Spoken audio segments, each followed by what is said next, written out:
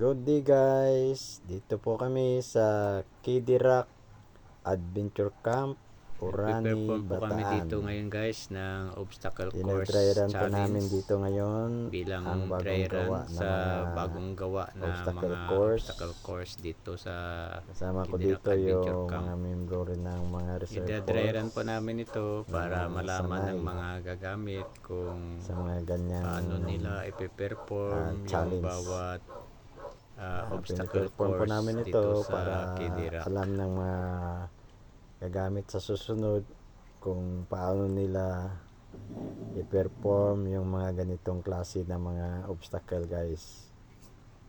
Ayan.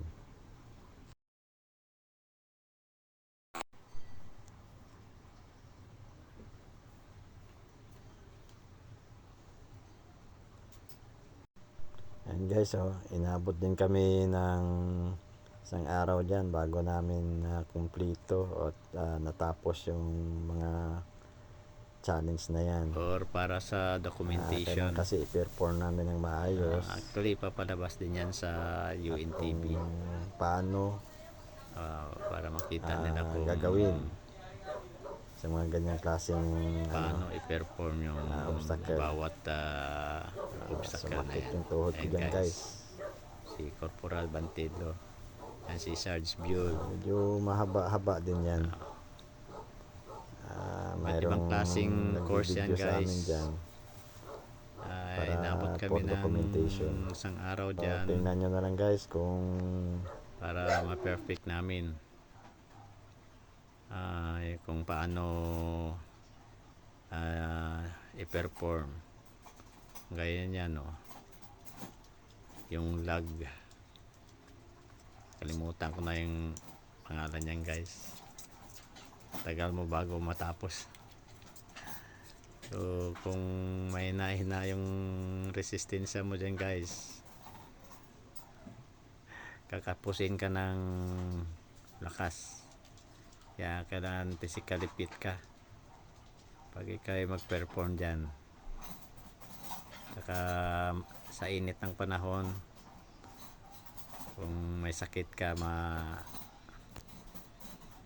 atakihin ka ng high blood dyan at saka heat stroke. Ayan.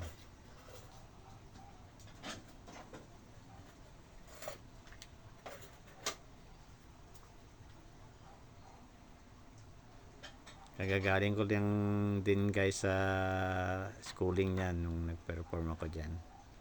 Kaya medyo malakas-lakas pa ang tuhod. Pero after nyan, parang lantang gulay na ako dyan guys.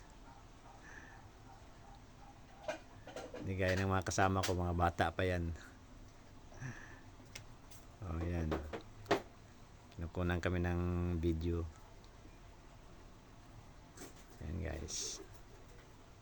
Actually masarap yung pag naka-perform ka dyan guys. Para ka na rin dumaan sa training. O kaya sa training ng candidate soldier course. Kaya yan. Mahaba-habang gapangan yan guys.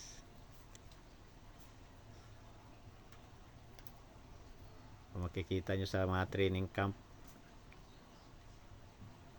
ganyan ang ginagawa ng mga trainee o magtitrain pa lang sa pagkasundalo. Ganyan. Kaya kung wala kang practice dyan guys, talagang kakapusin ka.